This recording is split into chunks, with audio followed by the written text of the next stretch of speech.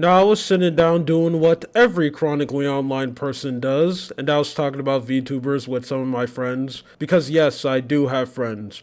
Me saying that I have no friends and I have no idea what it is a joke. I should maybe stop saying jokes like that because people believe it, but no, I do have friends and I'm not comically lonely, so you don't need to worry about that for like the one person who's actually worrying. Mainly talking about what is the most craziest VTuber cancellation or just a VTuber who ended up losing their career doing something. And us talking about this has spawned something in my head, made me remember a situation that I have brought up before in the past, but this is something that I rarely see anyone talk about, that I feel like it deserves to be talked about again, and I can also use this as one flashback video for this month, because since this is a series that I kind of just completely abandoned, I do have a couple of flashbacks that I do want to talk about.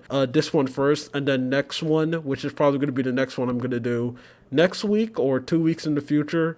I want to talk about like how it was being around when Five Nights at Freddy's first came out. So now you're gonna know the next one. This is a VTuber group where one whole generation ended up basically retiring because they ended up doing something that's called the Splatoon adult video trend. Now, this group was a VTuber organization named, probably gonna get this name wrong, Sanubi. I said it before in the past, so if I do get it wrong, I'm just going to poorly add in the audio of me actually saying it correctly back then. And they ended up doing a challenge, which I still hold that this is an amazing idea that I really feel like more people could utilize. And that is, when they were playing Splatoon, they were using green paint. And with the green paint, they were using that as a green screen so they can play adult videos. Basically just hentai of their characters, because although it's very hard to find footage of this event, because it basically got blasted off the internet, I was able to find like Sasquatch camera footage of it on the beautiful website that's known as 4chan, because everything that exists on the internet is archived on 4chan, or some guy made like a file of it on the internet archive. It is wild the amount of things you can find on those websites. So there is still footage of it, and they were using like their own art. Now, they ended up doing this on Twitch. Accidentally turned off my mic, so I was just talking to no one for a couple of seconds. The reason why they did the challenge on Twitch, because the point of it was to see who's going to get banned first. I just want to add this in, but I think that is an amazing idea to use green paint and using it as a green screen so you can basically play whatever you want. And I really hope this is something that more people in the Splatoon space is doing, because although I am familiar with how the game works, I don't really know what the content creators or streamers in that corner of the internet does.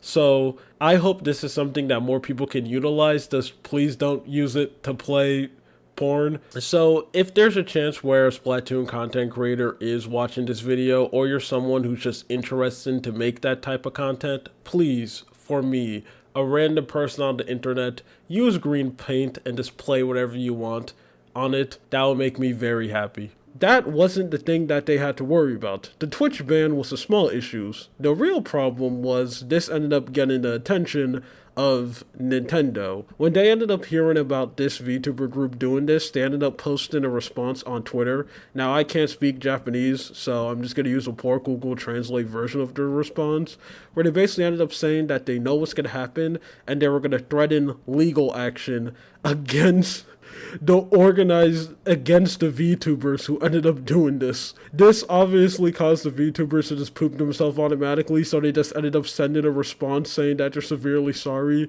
so they could calm down Nintendo, so they don't come over, take their whole career, and give them like the elliptic torture experience. Because that's what I imagine Nintendo do to people who ended up doing stuff like this. And I just think that's a beautiful story that more people just deserve to know about, so I just wanted to go and bring it up again.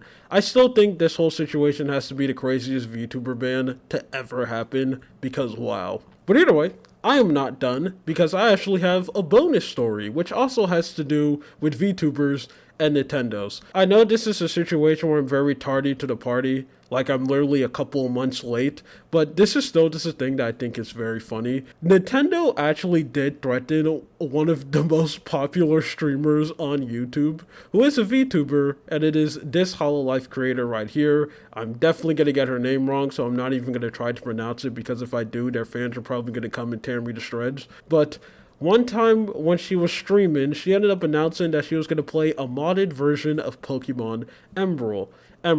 I feel like ever since I started writing scripts for my other channel, I'm like losing the ability to just say stuff on the fly, because why am I getting so much things wrong when I make these videos? She didn't announce that she was playing a stream. She played the modded version of the game on stream. Kind of just something fun that she could play with the live streams, you know? Something not really that big. The whole community could come together. And when Nintendo ended up learning that she'd do this, they straight up just threatened her. Which is absolutely crazy. I think we all know that Nintendo absolutely despise any form of emulation, so much so where it looks like they made their Nintendo Switch 2 emulation proof. But to full on just have a $1 billion company hate that so much that they see a VTuber who's trying to play like an old version of your game modded, that they go out of their way to straight up just go and like threaten them is wild. Now obviously, I think the VTuber ended up folding, which is just the proper thing to do, because again, no one wants to mess with Nintendo.